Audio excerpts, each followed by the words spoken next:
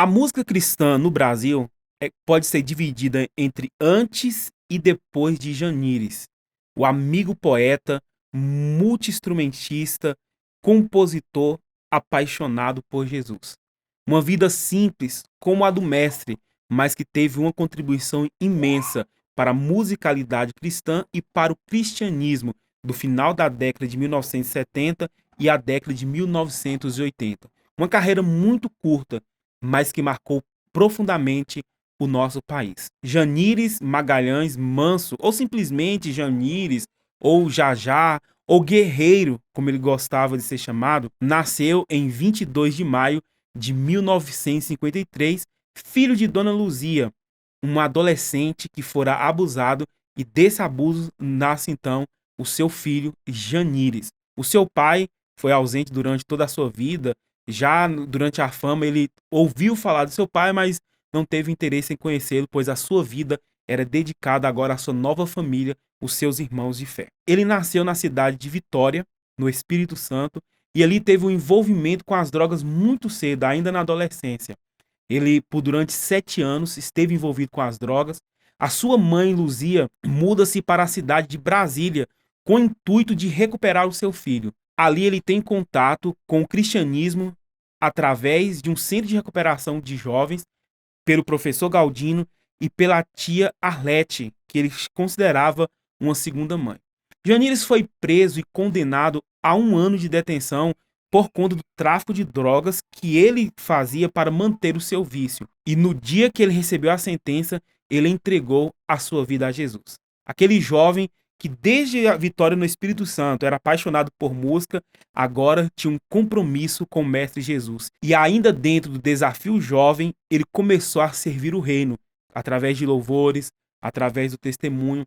Quando ele saiu do desafio jovem, ele teve uma recaída e procurou então a tia Arlete para que pudesse ajudá-la.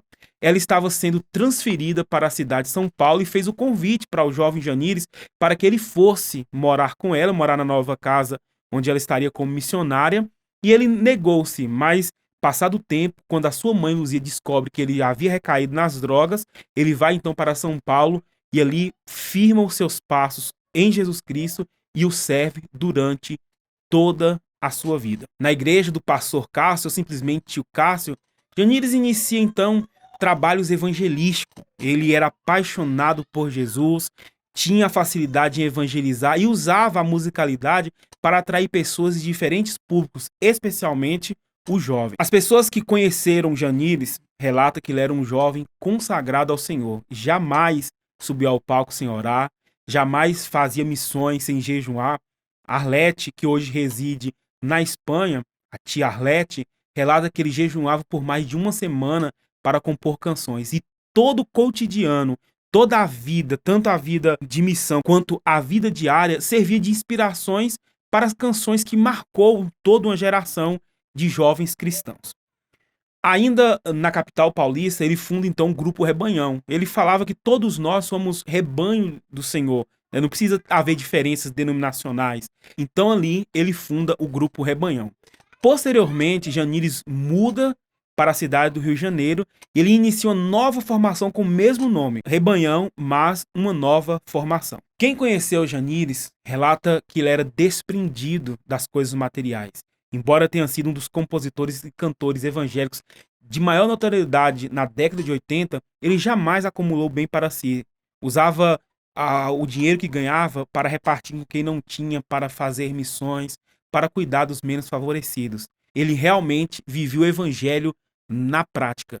De uma aparência que não se enquadrava nos padrões missionários da época, estamos falando da década de 80, ele vivia com roupas simples, vivia com uma aparência simples, quem olhava até uma aparência caricata, mas ali estava um homem realmente comprometido com a causa do Evangelho de Nosso Senhor. Moisés França, que é do Grupo Ágios, fez a seguinte citação sobre Janires: mais que um poeta que inovou a forma de expressar a fé, mais que um líder da maior banda cristã de todos os tempos, que deixou a sua marca inovadora, Janires era uma pessoa cujo foco era Jesus Cristo de fato e não de boca. No ano de 1981, o Rebanhão lança então o seu primeiro trabalho, o seu primeiro LP, e foi a primeira banda cristã de rock a ganhar notoriedade nacional. E foi bastante criticado por líderes evangélicos por usar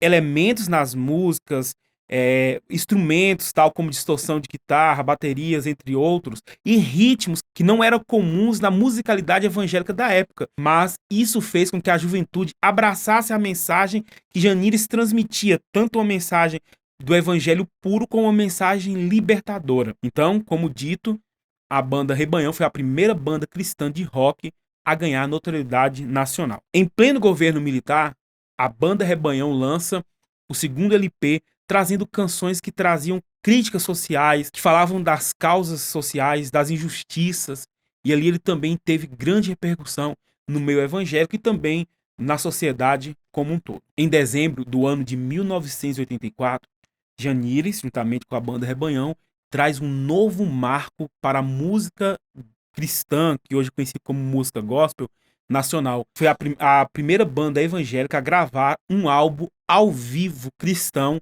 no Brasil. Estamos falando de uma época em que o próprio cristianismo era desvalorizado. Nós vemos relatos de pessoas das décadas passadas que falam que o cristianismo era coisa de gente burra, negra, pobre e de periferia. Então era mal visto. E com a musicalidade não era diferente. Por exemplo, o Paulo César, da banda Logos, fala que chegava no estúdio para fazer gravação, tinha o dinheiro para pagar os estúdios, aí tinha lá, por exemplo, o estúdio A, B e C, o A era o melhor estúdio, o C, D era o inferior. Aí perguntava, vocês, que tipo de ritmo vocês tocam? Aí a gente fala, somos cristãos. Aí eles colocavam no estúdio inferior, porque a música cristã era mal vista. Então eles bateram recorde de vendas, evangelizaram pessoas numa época em que a própria música, a arte cristã, era mal vista. E eles fizeram história, tanto repercussão nacional, quanto sendo a primeira banda cristã a gravar um trabalho ao vivo. Esse episódio deu-se no auditório da rádio Boas Novas em comemoração aos 10 anos de conversão de Janires. E também nesse momento, a Janires prestou homenagem a vários amigos e lançou esse trabalho no ano de 1985. Logo após lançar esse trabalho, mostrando seu total desprendimento, não ligando para a fama, a gente vê, por exemplo, Carlinhos Veiga falando que ele não gostava de ser bajulado, tietado. Quando alguém chegava, e era uma banda de repercussão nacional, quando alguém chegava e ficava puxando o saco, por assim dizer, ele realmente nem dava moral. Por ele não ligar para a fama, ele deixa a banda em seu auge e muda-se para a cidade de Belo Horizonte, onde ele vai trabalhar na missão Mocidade para Cristo, MPC, que hoje está com mais de 70 anos de missão no Brasil. Ele trabalhava na MPC, ele também tinha um programa de rádio e ali deu início a uma banda chamada Banda Azul, que surgiu aleatoriamente depois de ir numa missão, ver o nome ali numa rodoviária, numa lanchonete. Aí quando perguntava, Janires, por que Banda Azul? Ele, porque nós somos amarelos. Ele era bem humorado, uma pessoa que quem conviveu com ele disse que era muito gostoso desfrutar da presença de Janires, que transmitia a mensagem de Jesus Cristo. Carismático, Janires reuniu ao redor de si importantes nomes da música cristã. Carlinhos Veiga, Carlinhos Félix, Paulo Marota e tantos outros nomes que ele reuniu, bons músicos, pessoas apaixonadas por Jesus ao seu redor, e assim como centenas e centenas de pessoas que seguiam a Cristo através do testemunho de Janires. Um exemplo disso era que toda segunda-feira em BH realizava-se um encontro de jovens chamado Clubão. Mais de 2.000 jovens, coisa que não era comum, reuniam-se para cantar e para adorar o nome do Senhor. Em Belo Horizonte, a banda Azul gravou aquele que seria o último trabalho de Janires, Espelho nos Olhos, onde tem uma canção que muitas pessoas falam que parece que foi profética, pois falava da partida de Janires. Aquela canção falava da sua saída da banda Rebanhão e do novo tempo que ele vivia agora com a banda Azul. Vamos ver um trecho dessa canção? Lembrando que esse trabalho foi lançado 15 dias antes de Janires falecer. O trecho que ficou muito conhecido como se fosse uma despedida de Janires é de autoria dele, fala assim: na causa do bom mestre, já rodei Brasis, irmãos, amigos, companheiros de esperança fiz, mas agora já é hora de ir embora viajar. Descobri outro mundo, outro lugar. Levo no peito saudade de vocês.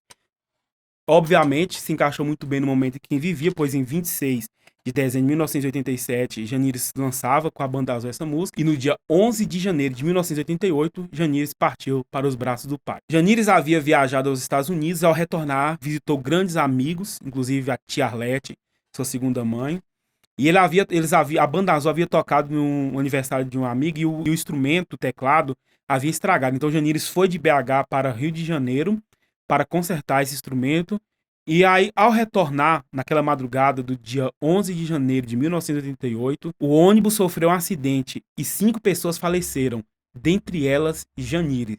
Um jogador famoso estava no ônibus, estava até afastado dos caminhos do Senhor, conta que Janires estava atrás com o Walkman, escutando louvores. Aí, quando aconteceu o acidente, o jogador dirigiu-se ao fundo do ônibus onde Janires estava e percebeu que ele estava morto. Ele tirou o Walkman, colocou o fone em si, estava tocando louvor, e naquele momento o jogador voltou para Cristo, está firme até hoje, apregoando o nome do Senhor Jesus. Então Janires foi uma pessoa que no curto espaço de tempo em que serviu a Deus, ele arrebanhou pessoas para Cristo e até na sua morte ele levou pessoas para o Senhor. Ele foi sepultado na cidade de Brasília, onde a sua mãe, convicta da esperança que norteia cada cristão de que a morte nada mais é do que uma passagem para estar com Deus, consolava os amigos dizendo: ele está com o Senhor, o meu filho está com o Senhor. Dona Luzia falava na esperança de que ele estava ao lado do Senhor. E como Janires dizia, ele trocou o jeans por vestes alva, estava cantando um rock para Jesus. A Banda Azul, como de costume, estava no dia 11 de janeiro de 1988, esperando Janires para o Clubão. Ainda não sabia de nada. Eles realizaram o evento sem saber que Janires já havia falecido. Eles oraram para que Deus guardasse Janires por onde estiver. Estamos falando de uma época que não tinha ainda internet, não tinha celular, telefone celular, a comunicação era mais complicada, até que a Polícia Rodoviária Federal entrou em contato avisando que entrou em contato dizendo que Janires havia falecido. A Mocidade para Cristo da região de Três Rios, onde houve um acidente, reconheceu o corpo de Janires, e ele então o corpo foi encaminhado para Brasília, onde aconteceu o velório e o seu sepultamento. Como já disse anteriormente, Janires, embora tenha sido um compositor de sucesso, um cantor de renome, os seus pertences nada mais foi que violão, algumas bolsas, fita cassete, pois ele não acumulou nada para si, pois ele esperava a volta iminente de Cristo. Janires todos os dias aguardava o retorno do Senhor, por isso não acumulava bem, sempre usou o que ganhou para ajudar outras pessoas e também para a causa do Evangelho. Janires é apontado como responsável pela modernização da música evangélica. Ele serviu de inspiração para muitos outros cantores, para outros grupos que surgiram, e deu base para que a música evangélica ganhasse grande repercussão já na década de 1900. No ano de 2003, a Banda Azul e outros amigos de Janires organizou então um tributo a Janires, e ficou muito famosa a música Amigo Poeta, que foi um louvor a Deus pela vida frutífera e marcante que o Janires teve enquanto esteve conosco. Eu vou recitar um trecho desse hino Amigo Poeta. Um dia o sol nasceu mais lindo. Você acordou com sua luz de um sono obscuro e sem sentido e viu que o sol era Jesus, que te fez poeta, soltando as suas asas para você voar. Braços abertos, ele deu a vida, morrendo numa cruz só para te salvar. Aleluia, meu amigo poeta. Aleluia, grande amigo poeta. Nós vemos que Janires, o curto tempo em que ele serviu a Jesus, ele não atraiu glória para si. Ele apontou para Cristo. Ele foi como um espelho que refletiu a glória de Deus. Não deixou que o sucesso levasse ele a uma vida desregrada, que ele perdesse a essência. Pelo contrário, ele apregoou Jesus Cristo desde o momento que iniciou seu ministério até o último momento. Ele quebrou padrões na aparência, nos ritmos, mas nunca foi contra o evangelho. Que o Senhor Jesus, que chamou Janires, que o capacitou para a sua obra e depois recolheu para si um soldado valente, possa cada dia mais nos capacitar, nos fortalecer nos agraciar por sua presença e que o Jesus de Janire continue fazendo em nós a boa obra e que sejamos cada dia mais defensores da bandeira do Evangelho. Talvez hoje nós não conheçamos quem seja Janires, porque as pessoas hoje apontam demais para si, em vez de apontar para Cristo, aqueles que nos precederam. Mas eu tive a honra de conhecer a história de Janires através de um amigo também apaixonado por Cristo, Fabiano. Quero deixar aqui um abraço para ele e toda a sua família.